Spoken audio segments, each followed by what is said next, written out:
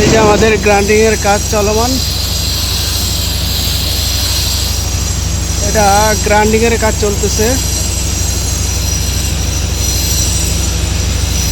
সবাইকে শুভেচ্ছা আমার কনস্ট্রাকশন ডায়েরি বিডি চ্যানেলে। আমরা আজকে দেখাবো কলামের। আমরা এর আগে দেখিয়েছি, আমরা এগুলো গ্রাইন্ডিং করেছি। গ্রাইন্ডিং করার পরে আমাদের যে কাজ আছে ফিনিশিংয়ের, এখন রিপেয়ারিং কাজ চলতেছে। ফিনিশিংয়ের কাজ, এটা গ্যান্ডারিং করতেছে। এখানে কলামের পাশ দিয়ে দেখেন সিমেন্টের গ্রাউট দিয়ে গ্যান্ডারিং করা হচ্ছে। গ্যান্ডারিং শেষে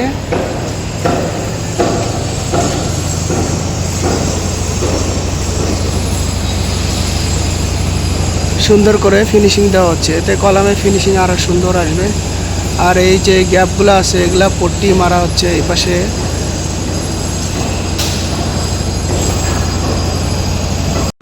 আমাদের গ্রাইন্ডিংয়ের কাজ যখন হয়ে গিয়েছে, গ্রাইন্ডিংয়ের পর আমরা এখন সিমেন্ট কাটিং করতেছি।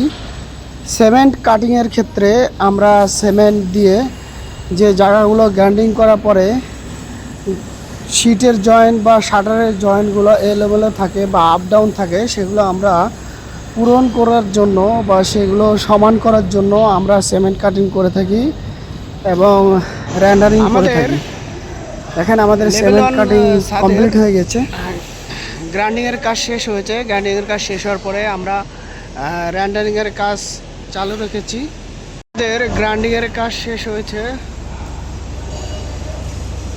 গ্রাইন্ডিংয়ের কাজ শেষ হওয়ার পরে আমরা কলাম রেন্ডারিং করেছি।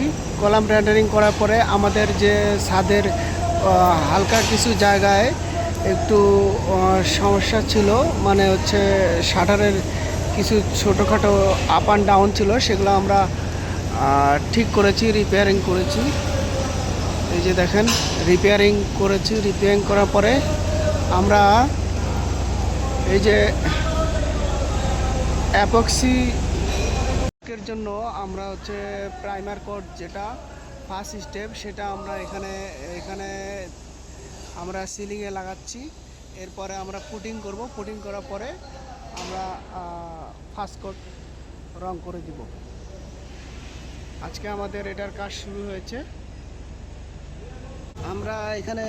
আমরা এখানে অ্যাপক্সি প্রাইমার কোট মারার জন্য যেগুলো ব্যবহার করতেছি সেটা হচ্ছে epoxy primer, অ্যাপোকোডোর concrete sealer base. এটা হচ্ছে আমরা ইউজ করতেছি এবং সেই সাথে epoxy primer, অ্যাপোকোডোর concrete sealer hardener use করতেছি এবং থিনার ইউজ করতেছি। সবগুলোই হচ্ছে আপনার অ্যাপক্সি পেইন্টের। এটা হচ্ছে থিনার। আমাদের এখন দ্বিতীয় পর্যায়ের কাজ চলতেছে। দ্বিতীয় পর্যায় বলতে আমাদের এখন প্রাইমার মারার পরে আমরা এখন পুটিং ইউজ করতেছি। যে জায়গাগুলো অসমতল রয়েছে সেই জায়গাগুলো আমরা সমতল করার জন্য এই পুটিং দিয়ে থাকি।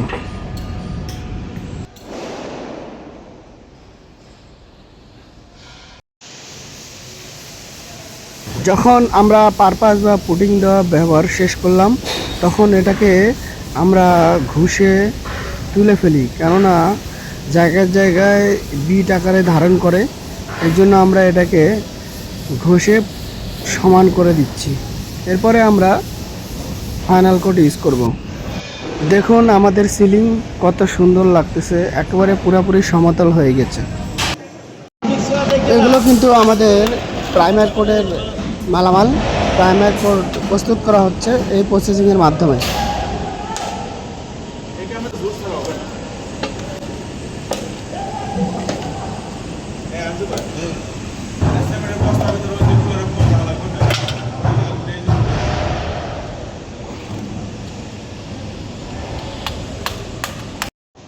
এখানে আমরা প্রাইমার কোট মারার জন্য যে মালামালগুলো সেগুলো নিয়ে রেডি।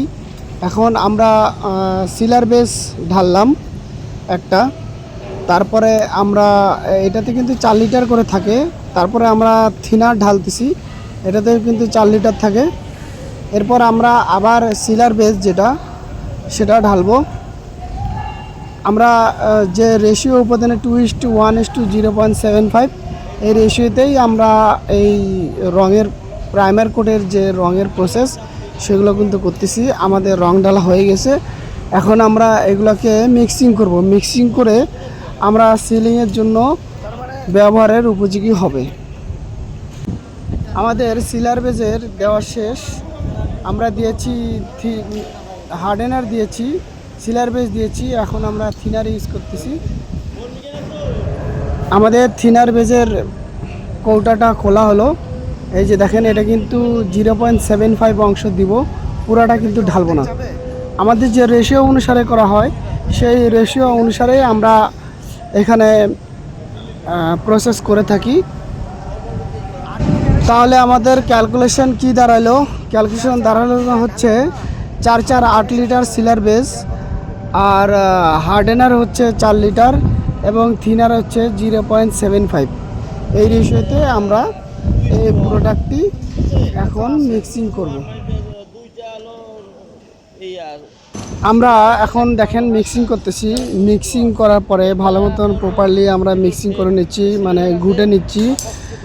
ঘুটানোর পরে আমরা এটা ব্যবহার উপযোগী পাবো, তারপরে আমরা সিলিংয়ে এটা ব্যবহার করতে পারবো। আমাদের এই রেশিওটা খুব ভালোভাবে আমরা ফলো করি এবং এই প্রসেসটা যেন ঠিক থাকে সেই জন্য কাছ থেকে অবজারভেশন করলাম। এই প্রসেসটা ঠিক আছে এবং ভালো মতন এখন মিক্সিং চলতেছে। মিক্সিংয়ের পরে এই উপাদানটি সিলিংয়ে ব্যবহার করা হবে। ছোট কোটায় যে অবশিষ্ট অংশ আসে সেটাতেও যেন বাদ না পড়ে, সেজন্য আমরা ওটাতে কিছু থিনার দিয়েছি যাতে ওইখানকার তরলগুলো আমরা বড় বালতিতে নিতে পারি। তারপর আগে এটা গুলা নিয়ে পরে ওটা আবার এখানে ঢালবো। নিচে জমি রয়েছে না, ওটা থিনার দিয়ে করিয়ে দিতে। এই মাছ আমরা সব ভরাই তো দিতে আছে পানি করবে না। মাছ কাটা চাইছিলাম তো ওই জায়গায় রাখতেন, ওই জায়গায় অল্প অল্প করি সিমেন্ট করা লাগবে না।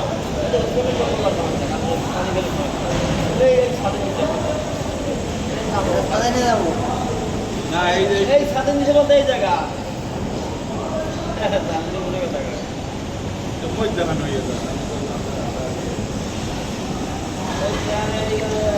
আমার বেশি কি করতে হবে।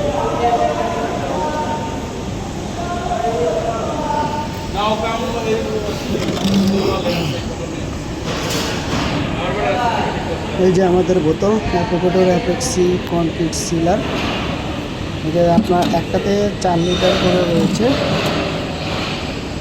এটা হচ্ছে অ্যাপক্সি কনক্রিট সিলার আর এটা হার্ডেনার 4 লিটার।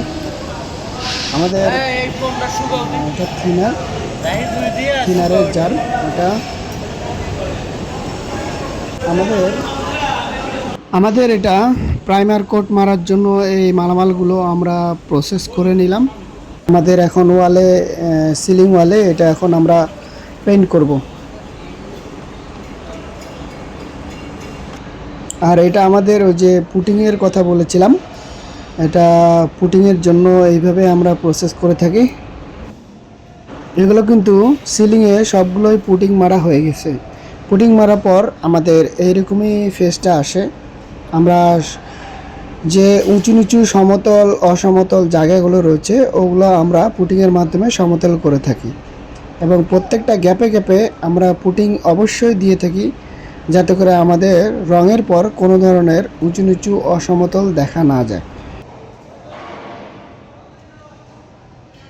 আমাদের ফাইনাল পেন্টিংয়ের জন্য আমরা এটা ইউজ করতেছি।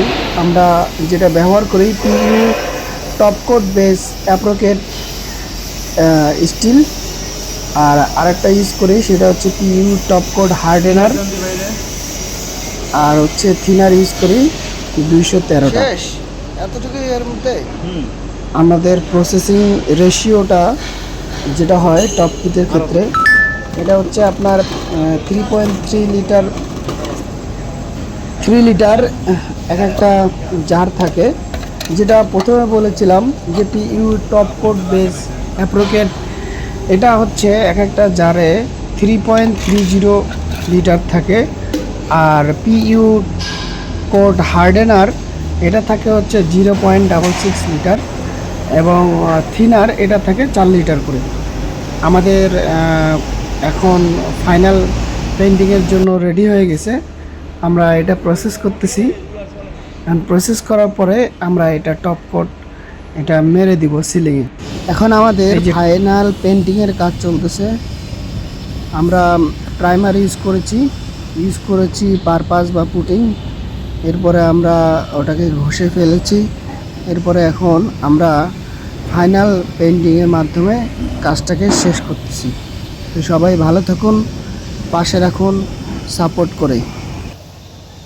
সুপ্রিয় দর্শক, আমরা এখানে হ্যান্ড রাইটিং করে একটি চার্ট রেখেছি। সেটা হচ্ছে আমাদের প্রাইমারের ক্ষেত্রে যেটা ইউজ করি সেটা হচ্ছে অ্যাপক্সি প্রাইমার অ্যাপোকোডার কনক্রিট সিলার বেস। এটা হচ্ছে 2 মানে 2টা জার নিতে হবে। আমাদের এখানে প্রাইমারের রেশিও হচ্ছে 2:1:0.75। তো সেক্ষেত্রে দেখেন আমরা অ্যাপক্সি প্রাইমার অ্যাপোকোডার কনক্রিট সিলার বেস এটা ইস্টু হার্ডেনার অ্যাপক্সি প্রাইমার অ্যাপোকোডার কনক্রিট সিলার হার্ডেনার এটা ইস্টু থিনার। ঠিক আছে? তো সেক্ষেত্রে আমরা এখানে তাহলে 2:1:0.75 যদি হয় তাহলে আমাদের একটা ক্যানে 4 লিটার করে প্রোডাক্ট থাকে। তো সেক্ষেত্রে এটা নিতে হবে 2টা সিলার বেস এবং হার্ডেনার নিতে হবে একটি 4 লিটারের একটি। আর আমাদের থিনারের প্রোডাক্ট এটা 0.75 এটা এই পরিমাণ নিতে হবে। যেহেতু আমাদের 4 লিটারের একটা জার থাকে তো সেক্ষেত্রে আমরা একটা দিয়ে 3 বার ব্যবহার করতে পারবো। তো আমরা এখন টপ কোটের ক্ষেত্রে আসি। টপ কোটের ক্ষেত্রে আমরা যেটা রেশিও ফলো করি সেটা হচ্ছে 5:1:25%। আমাদের যেটা পিইউ টপ কোট বেস অ্যাপোকোডার এটা হচ্ছে আপনার স্টিল বেস। এটা হচ্ছে CF678 base is to CF678 thinner is to PU thinner 213। তো আমরা এখানে যদি আসি বিস্তারিত জানার জন্য, তো আমাদের একটা ক্যানে বা একটা জারে আমাদের কিন্তু 3.30 লিটার প্রোডাক্ট থাকে, যেটা আমরা পিইউ টপ কোট বেস অ্যাপোকোডর বলে থাকি। এবং হচ্ছে 0.66 লিটার এতটুকু পরিমাণ প্রোডাক্ট থাকবে হার্ডেনার এবং 4 লিটারে একটি পিইউ থিনার 213 এটা প্রোডাক্ট থাকবে। তো সেক্ষেত্রে আমাদের আপনার হচ্ছে পিইউ টপ কোট বেস অ্যাপোকোডর এটা নিতে হবে 4 লিটারের একটি ক্যান এবং হার্ডেনার নিতে হবে 4 লিটারের একটি ক্যান এবং পিইউ 213 এটা নিতে হবে একটি ক্যান। এভাবে আমাদের রঙের প্রসেস হয়ে থাকে। তো সবাই ভালো থাকবেন। ভিডিওটি ভালো লাগলে শেয়ার এবং কমেন্ট করবেন। নতুন কোনো ভিডিওতে আবার একটি কথা হবে। আল্লাহ হাফেজ।